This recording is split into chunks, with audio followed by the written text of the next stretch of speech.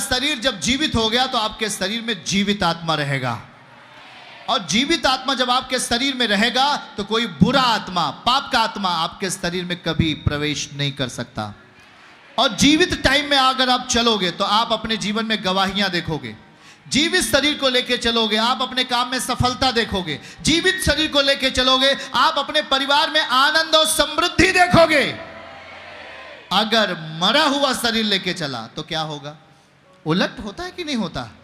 बताओ, विपरीत होता है कि नहीं होता? और इसीलिए पौलुस आज आपको कह रहा है कि हमारे परमेश्वर के संतानों, इस बात को समझो। विश्वास तो कर रहे हो, पर आपका विश्वास का स्तर कैसे? क्या आपने अपने विश्वास के स्तर में पवित्रताई को शामिल किया? क्या आपने विश्वास के स्तर में प्रार्थना शामिल किया? क्या आपने विश्वास के स्तर में नम्रता और दया को, दीनता को शामिल किया? क्या आपने उस आत्मिक स्तर में आपने पवित्रताई को शामिल किया, दया को शामिल किया, परमेश्वर का भय शामिल किया? क्या नहीं शामिल किया। इसलिए उसकी दया आप में नहीं है, क्योंकि अभी भी आप शारीरिक हो। पड़ोसी को तगड़े से हाथ पकड़ो, एक दूसरे को पकड़ लो, तब मैं कुछ बोलूंगा। पकड़ लो, बोलो, अब मेरा शरीर शारीरिक नहीं आत्मिक होना चाहिए। अब मेरा शरीर मरा हुआ नहीं, जीवित होना चाहिए। जीवित शरीर में कौन रहेगा? मरे हुए शरीर में कौन रहेगा? अभी एक भाई गवाही दिया, जब ये मर गया था इसके शरीर में क्या था? पहला दारू था, दारू का तमाम प्रकार, नशे का हर क्वालिटी उसके अंदर था कि नहीं? वो आदमी क्या था? जिंदा था? मर गया था। वो आदमी मरा हुआ था। लेकिन जब प्रभु को जाना, परमेश्वर के अनुग्रह में जब वो आ गया, यीशु ने उसे छुआ, उसका शरीर आज जिंदा हो गया है। अब जो रोग इस पर आने वाले थे अब नहीं आएंगे। जो इसे कैंसर होने वाला था, लीवर का प्रॉब्लम होने वाला था, इसके किडनी का प्रॉब्लम होने वाला था, अब इसे नहीं होगा, क्योंकि प्रभु ने इसे आगामी के लिए, भविष्य के लिए इसे बचा लिया। बचाया कि नहीं बचाया? बोल के बताओ। और इसीलिए प्रभु आपको समझा रहा है, बच्चे नहीं बनो, सयाने बनने का प्रयास करो। वचन में आप जितने ही परमेश्वर के साथ संगति करने के लिए अपने आप को तैयार करेंगे, उतना ही अधिक आप शक्तिशाली दशा में बढ़ेंगे। आपकी जुबान थोड़ी लेकिन शक्तिशाली होगी, क्योंकि आपका शरीर जीवित अवस्था में काम करेगा। आमीन। आपका शरीर जीवित अवस्था में चलेगा। आमीन।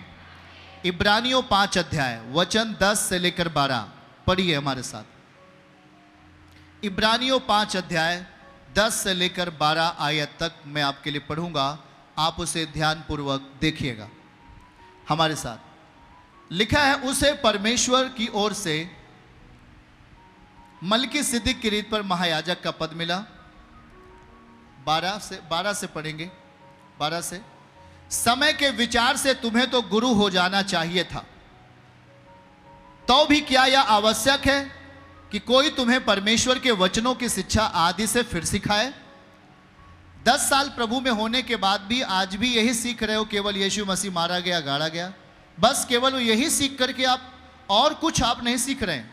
यहां लिखा है कि फिर से सिखाए। ऐसे हो गए हो तुम्हें अन्न के बदले अब तक दूध ही चाहिए। अन्न के बदले अभी तक आपको क्या चाहिए? मतलब अन्न के बदले, मतलब अन्न खाने योग्य हो गए हो, लेकिन आज भी आपको क्या चाहिए? केवल दूध ही चाहिए, ऐसा मांग करते हो तो आप में कुछ गड़बड़ है। सही है? यदि आप 15 साल को हो जाए और आज भी बोले मुझे खाना नहीं खाना है, मुझे केवल दूध ही पीना है, तो घर के लोग चिंता में जाएंगे कि नहीं जाएंगे? बोल के बताओ। घर के लोग क्या सोचेंगे? यार 15 साल को हो गया, अभी तक ये खाना नहीं खाता, केवल दूध ही पीता है, कुछ गड़बड़ है। सही है कि नहीं? अब यहां वचन देखो क्या क्या क्या लिखा है। सीधा सीधा लिखा है, समय के विचार से, मतलब जो आपने समय व्यतीत किया, 1 महीने, 2 महीने, 6 महीने, साल भर, 5 साल, 10 साल, 20 साल, आप प्रभु के साथ रहे तो, लेकिन आपका आत्मिक दायरा कहां है? आज भी आपके अंदर वही पुरानी चीजें, आज भी अपने पड़ोसी को देखकर गाली देना, आज भी जो बढ़ जाए उसे देखकर जलना, आज भी तमाम बुरी बातें सोचना और बोलना। कहां आप हो? आप किस विश्वास में जी रहे हो? आप मसीह के साथ नहीं हो, अभी भी आप शारीरिक विश्वास में हो, और शारीरिक विश्वास मौत लाती है, पर आत्मिक विश्वास जीवन लाता है। आमीन कहिएगा। समय के विचार से तुम्हें गुरु हो जाना चाहिए, लेकिन क्या तुम्हें फिर से वही आदि शिक्षा सिखाऊं? लिखा है तुम्हें अन्न के बदले अब तक दूध ही चाहिए। बताओ, खाना अब अन्न है, लेकिन अभी भी क्या मांग रहे हो? बच्चों वाला भोजन मांग रहे हो। कैसे काम होगा? जिस दिन आपने यीशु मसीह को जाना, विश्वास किया, उस दिन से आपने शुरुआत का जीवन दूध पी करके व्यतीत किया। मतलब यीशु की बातों पर आपने भरोसा किया। लेकिन जैसे जैसे आपका आत्मिक जीवन आगे बढ़ेगा, जैसे जैसे आप विश्वास में आगे बढ़ोगे, आपको वचन के अंदर जाना है। अब ये नहीं कहना मैं नहीं पढ़ी हूं, आप सब लोग पढ़े हो, परमेश्वर का आत्मा आपको पढ़ाता है। आमीन कहिए। अब आपको कहां जाना है? वचन के अंदर। बोलो, वचन के, ऐसे बोलो, ऐसे हमारे वचन के अंदर। अब दूध नहीं पीना, अब केवल, अब आपको क्या चाहिए? 4 महीने हो गया, 5 महीने हो गया, 10 महीने हो गया, चंगा हो गया, अभी भी प्रार्थना 5 मिनट करते हो, नहीं बढ़ाओ, प्रार्थना बढ़ाना है। अभी भी वचन पूरा नहीं करते हो, वचन अब पूरा करना शुरू करो। चर्च आना शुरू करो, परमेश्वर के प्रति नियमित बनो, ईमानदार बनो, दशवांश के प्रति ईमानदार बनो, अपना बीज बोने के प्रति ईमानदार बनो, हर वस्तु के प्रति ईमानदार बनो, मतलब सयाने बनो। और जब आप सयाने बनेंगे, तो जब सयाना कोई हो जाता है, कामगार हो जाता है। सही है कि नहीं? जब तक वो बच्चा होता है, कोई काम कर सकता है क्या? जब तक वो बच्चा है, कोई नौकरी कर सकता है क्या? लेकिन जब वो सयाना हो जाता है, उसे एक नई जगह दे दी जाती है, जहां पर वो काम करता है और उसे पैसा मिलता है, उसे धन मिलता है। सही है कि नहीं? बोल के बताइए। तो आपको अन्न कहां मिलेगा? अभी आपको मैं क्या दे रहा हूं? दूध नहीं दिला रहा हूं, क्या दे रहा हूं? अन्न में खिला रहा हूं। आप अन्न खाओ ताकि आप सयाने हो जाओ, और जब आप सयाने हो जाओगे, आपको समझ में आएगा चर्च में जाना चाहिए। आप सयाने हो जाओगे, आपको समझ में आएगा प्रार्थना करनी चाहिए। आप सयाने हो जाओगे, आपको समझ में आएगा पाप नहीं करना चाहिए। आप सयाने हो जाओगे, आप वचन पर ध्यान देने वाले व्यक्ति बन जाओगे। आप सयाने हो गए, और जैसे जैसे आप सयाने बनेंगे, वैसे वैसे परिस्थितियां भी आप में सयाने होती जाएंगी, यीशु के नाम में।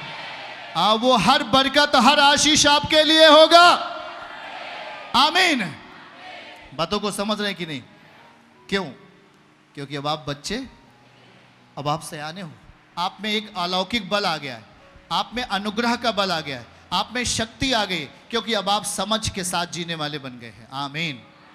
अब आप परमेश्वर की बुद्धि के साथ चलने वाले बन गए। आमीन। अब आप एक प्रार्थना करने वाले व्यक्ति बन गए। आमीन। अब आप आत्मा में जीने वाले व्यक्ति बन गए हो। ऊंचा आमीन आपका। समझ रहे क्या? बोलो, अब मैं बच्चा नहीं, अब मैं सयाना हो रहा हूं। क्या हो रहा हूं? क्या हो रहा हूं? बोलो, अब मैं बच्चा नहीं हूं। हाथ उठा के बोलो, अब मैं सयाना हो रहा हूं। तो इस सयाना बनने पे क्या होता है?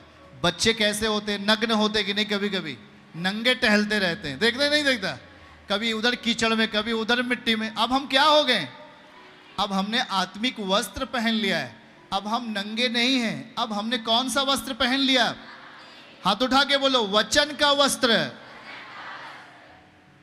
फिर से बोलो, फिर से बोलो, कौन सा वस्त्र? अब प्रभु हमें कौन सा वस्त्र दे दिया? वचन का कपड़ा दे दिया। आमीन। जिस कपड़े को शैतान फाड़ नहीं सकता, जिस कपड़े को बीमारी तोड़ नहीं सकती, ऐसा वस्त्र अब प्रभु आपको दे दिया है। आमीन बोलें। अब बरकत आएगी, शैतान छीन पाएगा? आशीष आएगी, शैतान लूट पाएगा? आपका पति का अच्छा नौकरी लगेगा, वो छीन सकता है? आपके बच्चों को अच्छा नौकरी मिलेगा, वो छीन सकता है? क्यों? क्योंकि अब आप सयाने हो चुके हो।